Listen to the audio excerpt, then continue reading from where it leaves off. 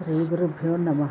వ్యాసాయ విష్ణురూపాయ వ్యాసరూపాయ విష్ణవే నమో వై బ్రహ్మనిధయే వాసిష్ఠాయ నమో నమ. అందరికీ నమస్కారం అండి. నిన్న 12వ రోజున మనము వర్షాకాల వర్ణనము, శ్రీకృష్ణుని బాలలీల, యమునా శోభ మొదలైనవన్నీ తెలుసుకున్నామండి.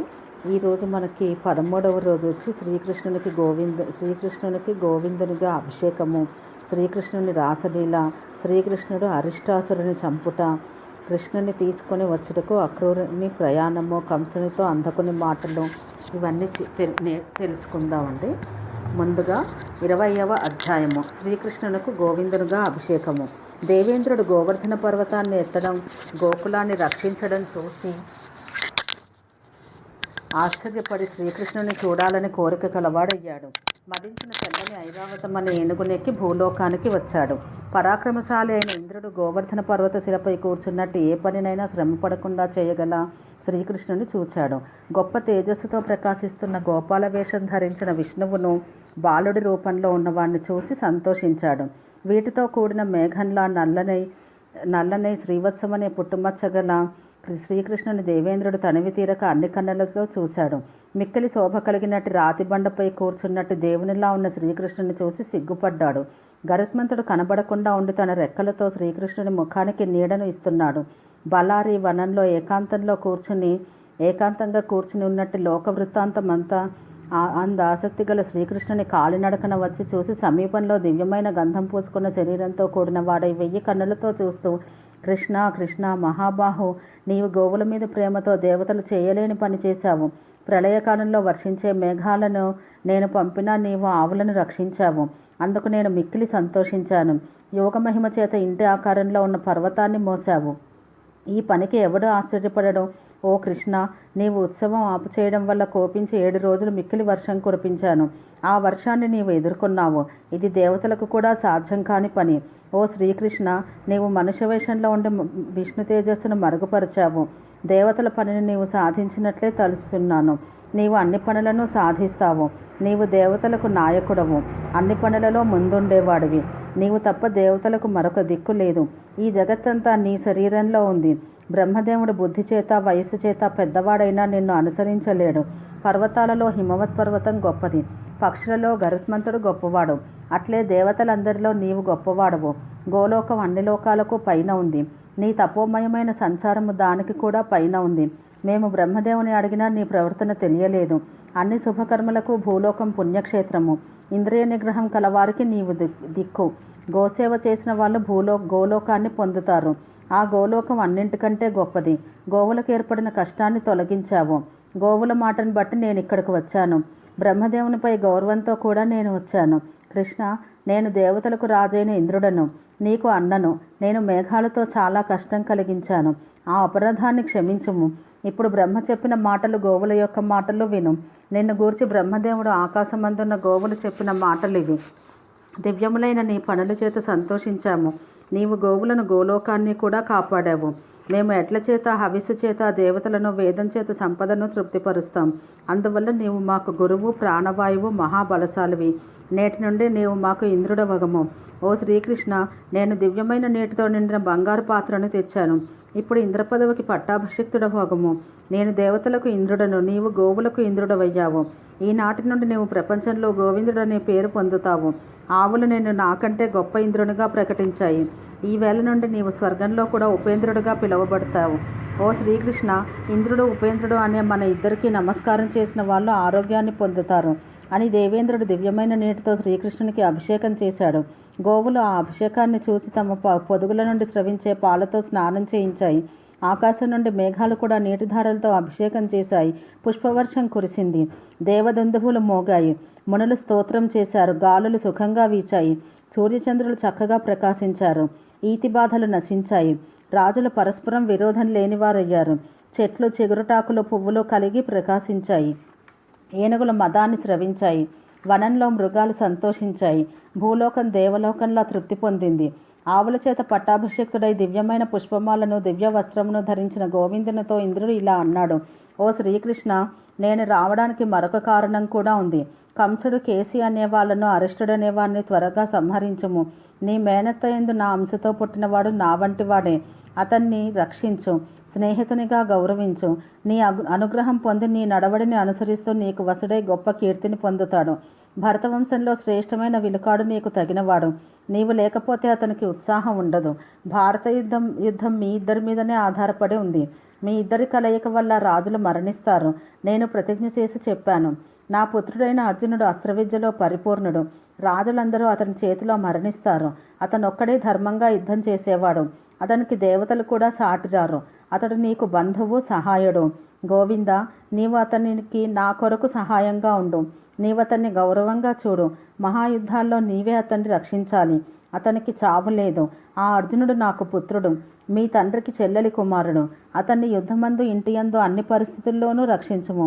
కంసుని చంపిన పిమ్మట మహాయుద్ధం రానున్నది. అర్జునునికి గొప్ప కీర్తి వచ్చినట్టు నీవు సహాయం చెయ్యాలి. ఇది మొత్తం మీద విషయం. ఇంద్రుని మాటలు విని గోవిందుడు సంతోషించి ఇలా అన్నాడు. సచీభర్త అయిన ఇంద్ర, నీ మాటలకు సంతోషించాను. నీవు చెప్పిన దానికి ఏమీ లోటు రాదు. నీ భావం నాకు తెలుసు. అర్జునుడి పుట్టుక ఎరుగుదును. పాండురాజుకి ఇవ్వబడిన మేనత్త కూడా తెలుసు. యమధర్మరాజు పుత్రుడైన ధర్మరాజును, వాయుపుత్రుడైన భీముని, అశ్విని దేవతల పుత్రులైన నకుల సహదేవులను, కన్యగా ఉన్నప్పుడు సూర్యుని వలన జన్మించిన కర్ణుని కూడా ఎరుగుదును. ధృతరాష్ట్రుని పుత్రుడైన దుర్యోధనుడు తెలిసినవాడే. శాపం వల్ల పాండురాజు మరణించిన విషయమును ఎరుగుదును. కనుక ఇంద్ర దేవతలను సుఖపెట్టుటకై నీవు స్వర్గానికి వెళ్ళు. అర్జునునికి శత్రువైన వాడెవడు నా ఎదుట నిలవలేడు. అర్జునుని కొరకే పాండవులనందరినీ దెబ్బ తగలని వారినిగా యుద్ధం పూర్తి అయ్యాక కుంతీదేవికి ఒప్ప చెబుతాను. నీ పుత్రుడైన అర్జునుడు చెప్పిన మాటను సేవకుని వలె పాటిస్తాను. ఈ ప్రేమ వలన, సత్యప్రతిజ్ఞ వలన గల శ్రీకృష్ణుని సంతోషంతో పలికిన మాటలను విని ఇంద్రుడు స్వర్గానికి వెళ్ళాడు. ఇది శ్రీ మహాభారతంలో హరివంశమందలి విష్ణు పర్వంలో శ్రీకృష్ణునికి గోవిందునిగా అభిషేకము అని 20వ అధ్యాయము, 21వ అధ్యాయము. శ్రీకృష్ణుని రాసలీల. వైశంపాయనుడు ఇలా చెప్పాడు. మహారాజా, ఇంద్రుడు వెళ్ళాక గోవర్ధన పర్వతం ఎత్తున శ్రీకృష్ణుడు వ్రజనివాసుల చేత పూజింపబడుతూ గొల్లపల్లెలోనే ప్రవేశించాడు.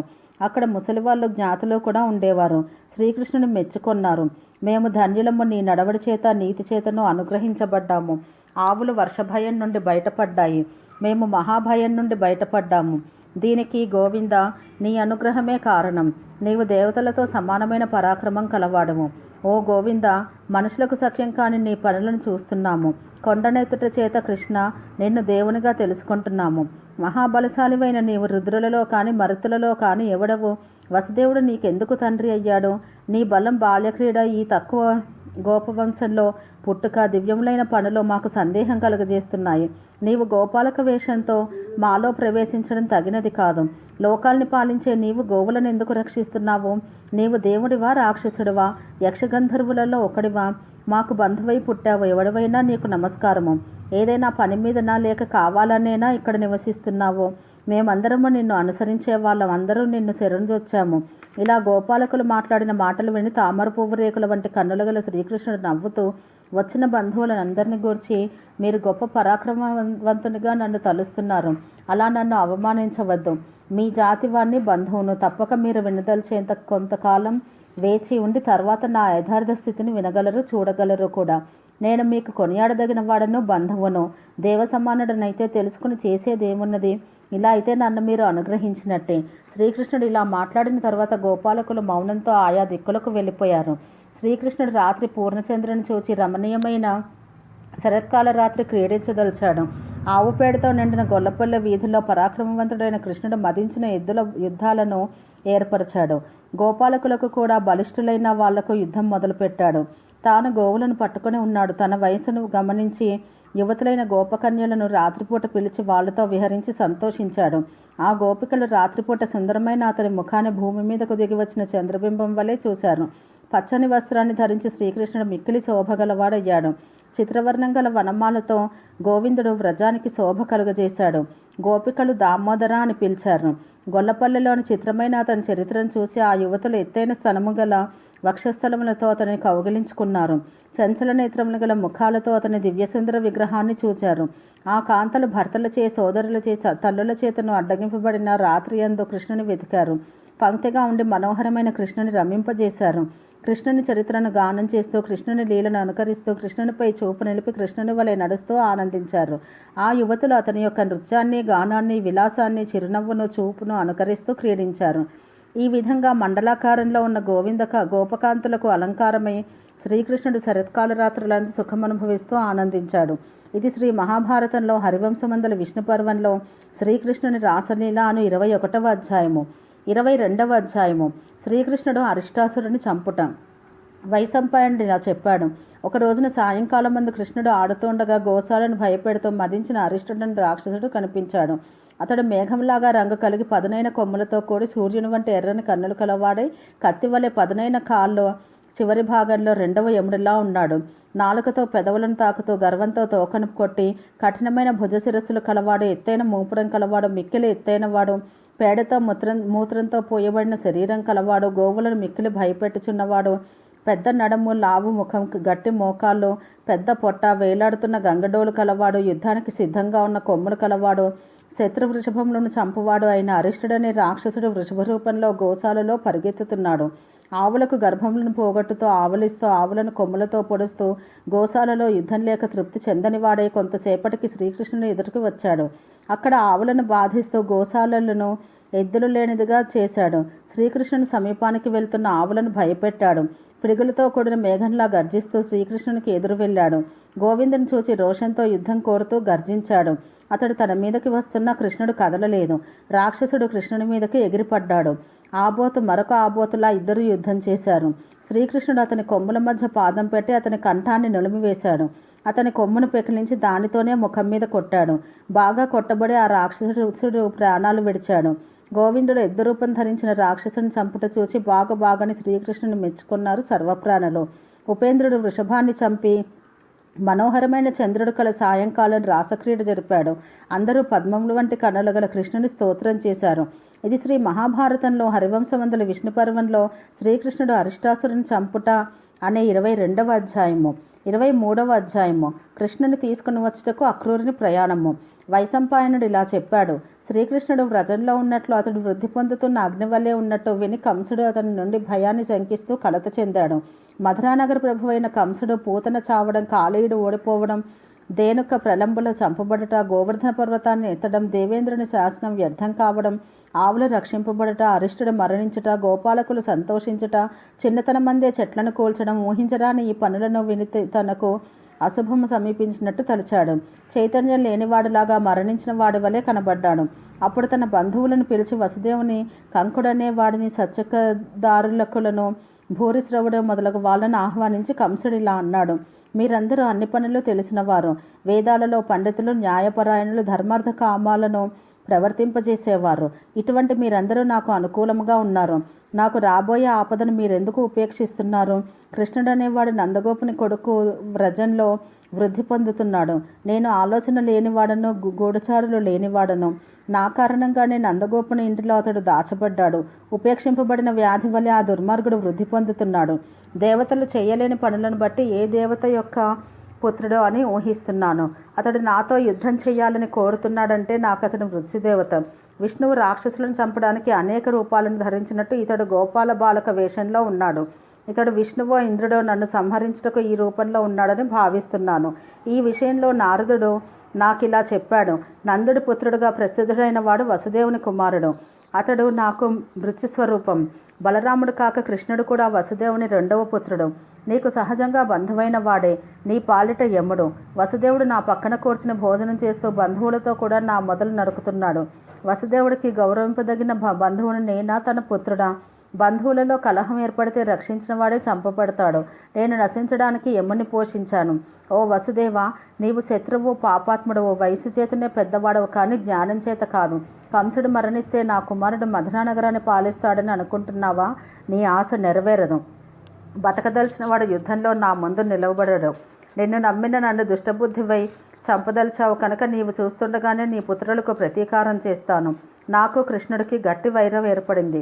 ఇద్దరిలో ఎవడో ఒకడు మరణిస్తే కానీ యాదవులకు సుఖం లేదు. దానపరుడవైన అక్రూర, నీవు వెళ్ళి బలరామకృష్ణుల్ని, నందుడు మొదలైన వాళ్ళని పన్ను చెల్లించే వాళ్ళను త్వరగా ఇక్కడికి తీసుకురా. నందగోపుడికి ఇలా చెప్పు, నన్ను తీసుకుని గోపాలకులతో ఇక్కడికి రా. వసుదేవుని పుత్రులైన కృష్ణ సంకర్షణలను కంసుడు చూడగోరుతున్నాడు. వీళ్ళిద్దరూ యుద్ధ నేర్పరులని వింటున్నాము. మాకు ఇద్దరు మల్లులు యుద్ధమందు ఉత్సాహం కలవారున్నారు. వారితో యుద్ధం చేస్తారు. దేవతల వంటి ఆ ఇద్దరు పిల్లలను చూడగోరుతున్నారు. వ్రజవాసులందరితో రాజు ధనుర్యాగం చేస్తాడు. మీరందరూ ఉద్యానవనంలో సుఖంగా ఉండవచ్చు. ఈ యాగం చూడడానికి వచ్చే వాళ్ళందరికీ భోజనం ఏర్పాట్లు చేస్తున్నాం కనుక పెరుగు, నెయ్యి, పాలు మొదలైన పదార్థాలు తీసుకురండి అని చెప్పు. ఓ అక్రూర, నీవు త్వరగా వెళ్ళు. ఆ ఇద్దరు పిల్లలను ఇక్కడకు తీసుకురా. వాళ్ళిద్దరిని చూడాలని నా మనసులో మిక్కిలి ఉత్సాహంగా ఉంది. వాళ్ళు వస్తే నాకు చాలా సంతోషం. వాళ్ళిద్దరిని చూసి తగినట్లు ప్రవర్తిస్తాను. నా ఆజ్ఞ ప్రకారం ఆ ఇద్దరు పిల్లలు రాకపోతే వాళ్లకు శిక్ష విధిస్తాను. పిల్లల వద్ద ప్రేమపూర్వకంగా మాట్లాడాలి. మధురములైన మాటలతో వాళ్ళని సంతోషపెడుతూ వాళ్ళని ఇక్కడకు తీసుకురా. ఆ పిల్లలిద్దరూ ఇక్కడికి వచ్చేటట్టు చెయ్యాలి. కంసుడు ఈ విధంగా మాటిమాటికే నిందించిన గంభీరమైన హృదయం కల వసుదేవుడు ఓర్పు వహించి ఏమీ మాట్లాడలేదు. నిందింపబడుతున్న వసుదేవుని చూచి అక్కడి వాళ్ళు తలలు వంచుకుని చీచీ అని మెల్లగా అన్నారు. మహా తేజస్సాలి అయిన అక్రూరుడు దివ్య దృష్టితో తెలుసుకుని దప్పికలో ఉన్నవాడు నీటిని చూసినట్టు సంతోషంతో కూడిన వాడయ్యాడు. ఆ క్షణంలోనే మధుర నుండి బయలుదేరి వెళ్ళాడు. పద్మములు వంటివి నేత్రాలు గల శ్రీకృష్ణుని చూచుటకు ఉత్సాహపడుతూ త్వరగా వెళ్ళాడు. ఇది శ్రీ మహాభారతంలో హరివంశమందల విష్ణు పర్వంలో కృష్ణుని తీసుకుని వచ్చుటకు అక్రూరుని ప్రయాణము అను 23వ అధ్యాయము. 24వ అధ్యాయము. కంసునితో అంధకుని మాటలు. వైశంపాయనుడు ఇలా చెప్పాడు. మహారాజా, ఎదురాజైన కంసుడు కలత చెంది ఉన్నాడని యాదవులు అతన్ని మృత్యుముఖంలో ఉన్నట్లు తలిచారు. అంధక వంశీయుడైన ఉగ్రసేనుడు నిర్భయంగా సభలో కంసుడికి ఇలా చెప్పాడు. వత్స, నీ మాటలు బాగా లేవు. బంధువుల విషయంలో ఇలా నిందిస్తూ మాట్లాడడం తగదు. పుత్రుని గురించి వసుదేవుని నిందించడం వ్యర్థ ప్రలాపము. రాహువు స్వాతి నక్షత్రంతో కలిసి ఆకాశంలో కిరణాలను విస్తరిస్తోంది. వేకువజామున స్వప్నం మధురరాజు లేనిదవుతుందని సూచిస్తుంది. అనేకములైన అపశకునాలు కనిపిస్తున్నాయి. నీవు కూడా ఆత్మీయుల్ని ద్వేషించిన వాడవు, రాజధర్మానికి పెడముఖం పెట్టిన వాడవు అయ్యావు. కారణం లేకుండా కోపించి సమీపించిన భయం కలవాడవయ్యావు. దేవుడితో సమానుడైన వృద్ధుడైన వసుదేవుని అజ్ఞానం చేత నిందిస్తున్నావు. నేను నీ మీది ప్రేమను విడిచిపెడుతున్నాను. వంశానికి మేలు చెయ్యని నిన్ను సేవించను. దానపతి అక్రూరుడు ధన్యుడు కనుక వనంలో ఉన్న పద్మముల వంటి నేత్రాలు గల శ్రీకృష్ణుని చూడబోతున్నాడు. నీ మూలాన యదువంశం మొదలు తెగినదైంది. కంస, వసుదేవుని సహాయంతో శ్రీకృష్ణు వద్దకు వెళ్ళు. అతనితో సంధికి ఇష్టపడు. ఇది నాకు ఇష్టమైన పని. ఇది శ్రీ మహాభారతంలో హరివంశమందుల విష్ణు పర్వంలో కంసునితో అంధకుని మాటలు అను 24వ అధ్యాయము. 25వ అధ్యాయము. కేశివధ వృత్తాంతము. వైశంపాయనుడు ఇలా చెప్పాడు. మహారాజా, అంధకుడి మాటలు విని కంసుడు ఎర్రబడిన కన్నులు కలవాడే ఏమీ మాట్లాడక కోపంతో తన ఇంటికి వెళ్ళిపోయాడు. సభలో కూర్చున్న యాదవులు ఇప్పుడు కంసుడికి మృత్యువు సమీపించింది అని పలుకుతూ తమ తమ ఇళ్లకు వెళ్లారు. అక్రూరుడు కృష్ణుని మాటలకు చూచుటకు ఉత్సాహపడుతూ మనోవేగంతో నడిచే రథం మీద వెళ్ళాడు. తండ్రితో సమానమైన బంధువుతో కలయికని చెప్పే శుభశకునాలు కృష్ణునికి కనిపించాయి. కంసుడు కృష్ణుని చంపుటకు మనుషులను దుఃఖపెట్టి కేసి అనే రాక్షసుని వద్దకు దూతను పంపాడు. అతడు దూతం మాటలు విని గుర్రం రూపం ధరించి బృందావనానికి వెళ్ళాడు. అక్కడ గోవులను, గోపాలకులను చంపుతూ వనాన్ని జనసంసారం లేనిదిగా చేశాడు. కేసి ఒకనాడు గొల్లపల్లెకు వెళ్ళాడు. అతన్ని చూచి గోపాలకులు, స్త్రీలు, పిల్లలు పారిపోయారు. ఏడుస్తూ జగన్నాథుడైన కృష్ణుని ఆశ్రయించారు. శ్రీకృష్ణుడు వాళ్లకు అభయం ఇచ్చి కేసు వైపు పరిగెత్తాడు. కృష్ణుని మేరు కోరే వాళ్ళు నివారించిన కృష్ణుడు అతనితో యుద్ధానికి సిద్ధపడ్డాడు. ఇద్దరు అనేక విధాలైన యుద్ధం చేశారు. చివరకు శ్రీకృష్ణుడు అతని భుజాన్ని విరిచేశాడు. ఆ రాక్షసుడు పెద్దగా అరుస్తూ నోటి నుండి రక్తం కక్కుతూనే నేలకూలాడు. శ్రీకృష్ణుడు యుద్ధంలో కేసుని చంపి అక్కడే నవ్వుతూ నిలబడ్డాడు. చచ్చిపోయిన కేసుని చూసి గోపాలకులు, గోపస్త్రీలు విఘ్నముల నుండి బయటపడి సంతోషించారు. దామోదరుని ప్రియమాటలతో మెచ్చుకున్నారు. నారద మహర్షి ఆకాశమందే కనబడకుండా ఉండి, ఓ విష్ణుదేవతా ప్రభు కృష్ణ, సంతోషించాను అని పలికాడు. కేసుని చంపినందున నిన్ను నేను కేశవుడని పిలుస్తాను. నీకు శుభమగుగాక. ఇప్పుడు నేను వెళ్తున్నాను. ఇంతటితో నీ పని పూర్తి కాలేదు. మహాభారత యుద్ధ సముద్రం దగ్గరలో ఉంది. కంసుడు మరణించిన తర్వాత కౌరవ పాండవ యుద్ధం జరుగుతుంది. సాటిలేని ఘనకార్యములు చేసిన నిన్ను పాండవులు ఆశ్రయిస్తారు. ఓ ప్రభు, నీ పనిని చూచాను, నిన్ను చూచాను. కంసుడు స్వర్గస్థుడయ్యాక మరల కలుస్తాను. మంచిది, వెళ్ళొస్తా. ఇట్లు పలికి నారదుడు ఆకాశానికి వెళ్ళాడు. శ్రీకృష్ణుడు నారదుని మాటలు విని అట్లే అని పలికి మరల గోపాలకుల వద్దకు వచ్చాడు. గోపాలకులు కృష్ణుని తీసుకుని వ్రజంలోకి ప్రవేశించారు. ఇది శ్రీ మహాభారతంలో హరివంశమందలి విష్ణుపర్వంలో కేశివధ వృత్తాంతము అని 25వ అధ్యాయము. 26వ అధ్యాయము. అక్రూరుడు రేపల్లెకు వచ్చుట. వైశంపాయనుడు ఇలా చెప్పాడు: మహారాజా, తర్వాత సూర్యుడు కాంతి తగ్గి అస్తమించుచుండగా, ఆకాశం సంధ్యారాగం కలిగి ఉండగా, చంద్రమండలం తెల్లని కాంతిని వెదజల్లుచుండ పక్షులు గూళ్ళలో చేరాయి. హోమానికి అగ్నులు ప్రజ్వలింపజేయబడ్డాయి. పిల్లలు నిద్రపోయారు. మాంసభోజనానికి ఇష్టపడే రాక్షసులు సంతోషిస్తున్నారు. పాలు పొయ్యి మీద పెట్టే వేలైంది. కట్టెల మోపులచే వంగిన భుజాలు గల గోపాలకులు ఇళ్లకు వచ్చారు. పక్షులు బంధువుల కలయికను చెబుతున్నాయి. ఆ సమయంలో దానపతి అక్రూరుడు రథం మీద త్వరగా వచ్చాడు. వస్తూనే కృష్ణుని సన్నిధానాన్ని, బలరాముని, నందగోపుని మాటిమాటికి అడిగాడు.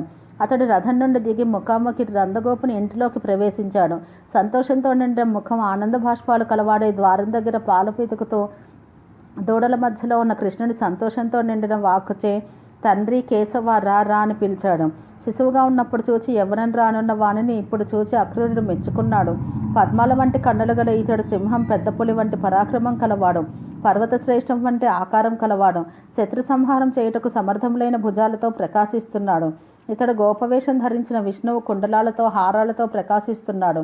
గుండ్రటి పొడవైన భుజాలు కలవాడు. వేలాది స్త్రీలు సేవించదగిన సౌందర్యం కలవాడు. పీతాంబరమును ధరించిన విష్ణుమూర్తియే. 3 లోకాలను ఆక్రమించిన పాదాలు కలవాడు. గోపాలకుడే క్షీణించిన యాదవ వంశాన్ని విస్తరింపజేస్తాడు. ఇతని తేజస్సుచే వందలు వేల కొలది యాదవులు వంశాన్ని విస్తరింపజేస్తారు. ఇతని శాసనాన్ని ప్రపంచమంతా అనుసరిస్తుంది. జగత్తు కృతయుగంలో వల్లే ఉంటుంది. ఇతడు జగత్తునంతను తన వశంలో ఉంచుకొని రాజులందరిపైన ఉంటాడు. రాజు మాత్రం కాడు.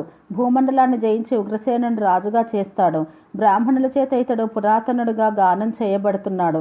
నేను ఈనాడు శాస్త్ర ప్రకారం విష్ణుస్వరూపుడైన ఇతని మనసుతో పూజిస్తాను.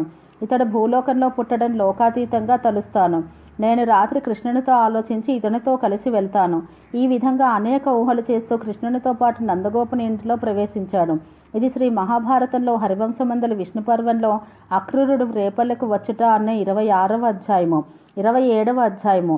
అక్రూరుని నాగలోక వర్ణనము.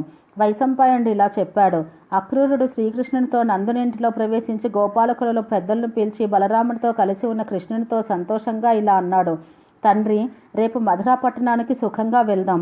ప్రజలు, గోపాలకులు అందరూ కానుకలు తీసుకుని వెళ్తారు. సంవత్సరానికి ఇచ్చే పన్నును కూడా తీసుకువెళ్తారు. కంసుని ధనుర్యాగం సమృద్ధితో కూడినది అవుతుంది. ఈ ఉత్సవాన్ని చూస్తారు, బంధువులను కలుసుకుంటారు. ఎప్పుడూ దుఃఖపడుతూ పుత్రుల వధ వల్ల దీనుడైన తండ్రి వసుదేవుని మీరిద్దరూ కలుసుకుంటారు. ఓ గోవింద, పుత్రులు మరణించినట్టు, దేవతతో సమానరాలట్టయో పుత్రవియోగంచే తప్పిస్తున్న దేవకిని చూడగలవు. పుత్రప్రేమతో కూడిన వృద్ధులైన తల్లిదండ్రులను ఉద్ధరించి ఆనందింపజేయము. శ్రీకృష్ణుడు విషయమంతను తెలుసుకుని కోపం లేకుండా సరే అని అంగీకరించాడు.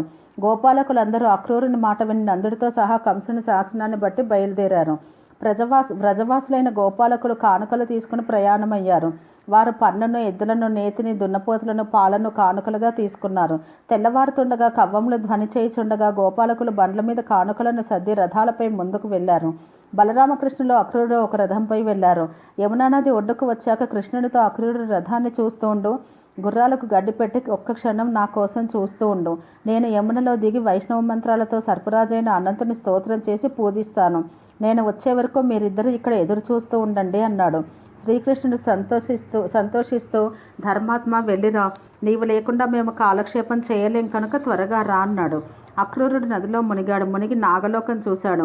అక్కడ అనంతుడు చుట్టుకుని తెల్లని ఆసనంపై ప్రకాశిస్తున్నాడు. అతనికి 1000 తలలున్నాయి. బంగారు తాడి చెట్టు వంటి ధ్వజము, నాగలి ధరించి రోకలి అనే ఆయుధం, నల్లని వస్త్రాలు, ఒకే కుండలము, తెల్లని వర్ణము కలిగి వికసించని కమలం వంటి నేత్రాలు, స్వస్తిక్ గుర్తు కలిగి తెల్లని ఆసనంపై కూర్చున్నాడు. అతని వక్షస్థలం మీద బంగారు తామర పువ్వుల మాల ప్రకాశిస్తోంది. వాసుకి మొదలైన పెద్ద సర్పాలు అనంత భగవాను పూజిస్తున్నారు. 2 నాగులు చామరాలతో విసురుతున్నారు. వాసుకి, కర్కోటకుడు మొదలైన మంత్రి సమూహం అతనికి నలువైపులా కూర్చుని ఉన్నారు. అతనికి పద్మాలతో కప్పబడిన నీటిని బంగారు కడవలతో స్నానం చేయించారు. అతని ఉడలో మేఘం వలె నల్లనై శ్రీవత్సంతో కూడిన వక్షస్థలం గల పీతాంబరధారి అయిన విష్ణుమూర్తి కూర్చున్నవాడుగా చూశాడు. చంద్రునితో సమానమైన శరీరం కలిగి సంకర్షణి వలె కూర్చుని ఉన్న మరొకరిని చూశాడు. అతడు కృష్ణునితో మాట్లాడడం ప్రారంభించాడు. కృష్ణుడు తన తేజస్సుతో అతని మాటను స్తంభింపచేశాడు. ఆశ్చర్యపడుతూ అక్రూరుడు నీటి నుండి లేచాడు. రథం ముందు కూర్చుని బలరామకృష్ణులను చూచాడు. అక్రూరుడు మళ్ళీ ఉత్సాహం కొద్దీ మళ్ళీ మునిగాడు. తెల్లని ముఖంతో నల్లని వస్త్రాలు ధరించి అనంతదేవుడు కూర్చుని ఉన్నాడు. అక్కడ కూడా శ్రీకృష్ణుడు ఉన్నాడు. క్షణకాలం తర్వాత నీటి నుండి లేచాడు. మంత్రజపం చేసి వెనుకటి రథం దగ్గరికి వెళ్ళాడు. అతన్ని చూసి కృష్ణుడు మిక్కిలి సంతోషించాడు. అక్రూరుని యమునలో నాగలోక కార్యకలాపాలు నీవెలా చూశావో, నాగలోకం చూడడంలో చాలా ఆలస్యమైంది. నీవక్కడ ఆశ్చర్యకరమైన సంఘటన ఏదో చూచినట్టు తోస్తోంది అని అడిగాడు. అక్రూరుడు, వత్స, ఈ ప్రపంచంలో నీకంటే ఆశ్చర్యకరమైన వస్తువు ఏమున్నది? ఇక్కడ కూడా ఆ దృశ్యమే చూస్తున్నాను. ఇంతకంటే మిక్కిలి ఆశ్చర్యకరమైన దాన్ని దేన్ని చూడదలుచటలేదు. అందుచేత కంసరాజు పట్టణానికి వెళ్దాం. సూర్యుడు అస్తమించకుండా చేరదాం. ఇది శ్రీ మహాభారతంలో హరివంశమందల విష్ణు పర్వంలో అక్రూరుడు నాగలోక వర్ణనము అని 27వ అధ్యాయము. 28వ అధ్యాయము. శ్రీకృష్ణుడు కంసుని ధనస్సు విరచుట. వైశంపాయనుడు ఇలా చెప్పాడు. తర్వాత దానపతి అక్రూరుడు రథం తోలగా రామకృష్ణులు రథంపై వెళ్ళారు. తర్వాత సంధ్యా సమయం అయింది. సూర్యుడు ఎర్రబడ్డాడు. అప్పుడు కంసుడు పరిపాలించే మధురాపురంలో ప్రవేశించారు. సూర్య తేజస్సు గల కృష్ణుని బలరాముని తీసుకుని అక్రూరుడు తన ఇంట్లో ప్రవేశించాడు. అక్కడ వాళ్ళిద్దరితో మాట్లాడుతూ భయపడిన మనసుతో, ఇప్పుడే మీరు తండ్రి ఇంటికి వెళ్ళవద్దు. మీ కొరకు కంసుడు వృద్ధుడైన వసుదేవుని రాత్రింబవళ్ళు బెదిరిస్తున్నాడు. ఇక్కడ ఉండవద్దంటున్నాడు కనుక అతడు సుఖంగా ఉండేటట్టు చూడు అన్నాడు. అప్పుడు కృష్ణుడు, నీవు అంగీకరిస్తే మేమిద్దరం మధురాపుర రాజమార్గాన్ని చూస్తూ కంసుడింటికే వెళ్తామన్నారు. కొంచెం దూరం వెళ్ళాక ఒక చాకలి కనిపించాడు. అతన్ని అందమైన వస్త్రాలు ఇమ్మని కోరారు. చాకలి, మీరు అడవిలో ఉండేవాళ్ళుగా కనిపిస్తున్నారు. మూర్ఖుల వల్ల భయం లేకుండా కంసమహారాజు వస్త్రాలను అడుగుతున్నారు. మీ రోజులు దగ్గర పడ్డాయని అల్పబుద్ధి అయిన రజకుడు అన్నాడు. వాళ్ళిద్దరికీ కోపం వచ్చింది. కృష్ణుడు అరచేతితో అతని తల మీద చరిచాడు.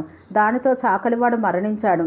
చచ్చిపోయిన వాడిని చూచి అతని భార్యలు దుఃఖిస్తూ జుట్టు విరబోసుకుని కంసుని ఇంటికి వెళ్లారు. రామకృష్ణులు మంచి వస్త్రాలను స్వీకరించారు. తర్వాత పూలదండలమ్మే గుణకుడనేవాడు కనబడ్డాడు. వాడు పూలదండలమ్మే పెద్ద వ్యాపారి, ఐశ్వర్యవంతుడు.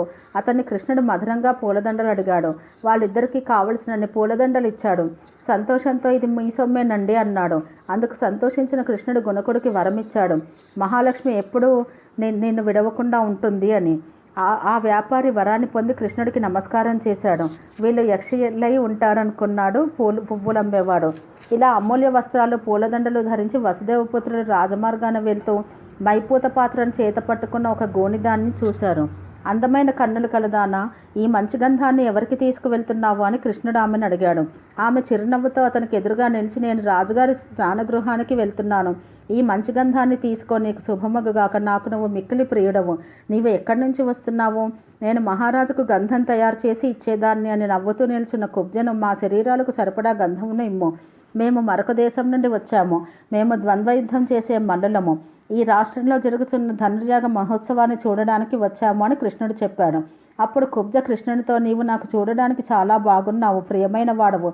రాజులకు తగినటువంటి ఈ మైపూతను జంకకుండా తీసుకో అన్నది. వాళ్ళిద్దరూ ఆ గంధం పూసుకొని సుందరమైన శరీరములతో ప్రకాశించారు. శ్రీకృష్ణుడు తన వేల చివరిలో కుబ్జ యొక్క వీపును అదిమాడు. ఆమె గూను మాయమైంది. పొడవైన శరీరంతో నవ్వుతో ఎత్తైన స్తన ప్రదేశం తిన్నని శరీరం కలదే పెద్దగా నవ్వింది. మరియు ప్రేమతో, నేను అడ్డగిస్తున్నాను ప్రియా, ఎక్కడికి వెళ్తావో, నిలుచో, నన్ను స్వీకరించో అన్నది. వాళ్ళిద్దరూ ఒకరినొకరు చూస్తూ నవ్వుకున్నారు. తర్వాత కామంతో బాధపడుతున్న ఆమెను నవ్వుతూ విడిచిపెట్టాడు. తర్వాత వాళ్ళిద్దరూ రాజసభలో ప్రవేశించారు. రాజభవనంలోకి వెళ్ళి ధనుస్సును చూడాలని అనుకోకుండా ధనుస్సాలకు వెళ్ళారు. అక్కడ ఆయుధశాలను రక్షించేవాణిని ధనుర్యాగం చేసి ఆ ధనుస్సును చూపించమని అడిగారు. అతడు స్తంభం వలె ఉన్న ధనుస్సును చూపించాడు. దేవేంద్రుడితో సహా దేవతలందరూ ఎక్కుపెట్ట సఖ్యం కానిది పరాక్రమవంతుడైన కృష్ణుడు దాన్ని వంచి ఎక్కుపెట్టాడు. ఎక్కుపెట్టేటప్పుడే ఆ ధనుస్సు రెండుగా విరిగిపోయింది. ఆ ధనుస్సును విరిచి శ్రీకృష్ణుడు, సంకర్షణుడు త్వరగా వెళ్ళిపోయారు. ఆ ధనుర్భంగం వలన అంతఃపురం కంపించిపోయింది. ధ్వని దిక్కులను నింపివేసింది. ఆయుధశాల నుండి బయటకు వచ్చి వారిద్దరూ గోశాల వద్దకు వచ్చారు. ఆయుధశాల రక్షకుడు భయపడుతూ రాజు వద్దకు వెళ్ళి, రాజా, ఎవరో ఇద్దరు మనుషులు నల్ల పచ్చని వస్త్రాలు ధరించి ధనుస్సాలలో ప్రవేశించి, పద్మాల వంటి కళ్ళకు కలవాడు, నల్లనివాడు, పచ్చని వస్త్రం ధరించిన వాడు, దేవతలు కూడా పట్టుకోలేని ఆ ధనుసును ఎక్కుపెట్టి వేగంగా శ్రమ లేకుండా ఉంచాడు. లాగుతుండగానే అది రెండుగా విరిగిపోయింది. దీన్ని చెప్పేందుకు ఇక్కడికి వచ్చాను మహారాజా. వాళ్ళెవరో నాకు తెలియదు. ఒకడు కైలాస పర్వతంలాగా తెల్లగా ఉన్నాడు. రెండవ వాడు కాటక పర్వతంలా ఉన్నాడు. ఆ ధనుసును విడిచి తోటవానితో, త్వరగా వెళ్ళిపోయాడు. అతడెవరో నాకు తెలియదు. ధనుర్భంగం విని ఆయుధరక్షకుని పంపి ఇంట్లోకి ప్రవేశించాడు కంసుడు. ఇది శ్రీ మహాభారతంలో హరివంశమందలి విష్ణు పర్వంలో శ్రీకృష్ణుడు కంసుని ధనుసు విరుచుట అనే 28వ అధ్యాయము. ఈరోజు మనం శ్రీకృష్ణునికి గోవిందునిగా అభిషేకము, శ్రీకృష్ణుని రాసలీల, అరిష్టాసురుని కృష్ణుడు చంపుట, కృష్ణుని తీసుకువచ్చుటకు అక్రూరుని ప్రయాణము, కంసునితో అందుకుని మాటలు, కేశివధ వృత్తాంతము, అక్రూరుడు రేపల్లెకు వచ్చుట, అక్రూరుని నాగలోక వర్ణనము, శ్రీకృష్ణుడు కంసుని ధనుసు విరుచుట అనేవి తెలుసుకున్నాము. ఈరోజు ఓం సహనావతు సహనోహునతు సహవీర్యం కరవావహై తేజస్వినావతీతమస్తు మా విద్విషావహై. ఓం శాంతి శాంతి శాంతి.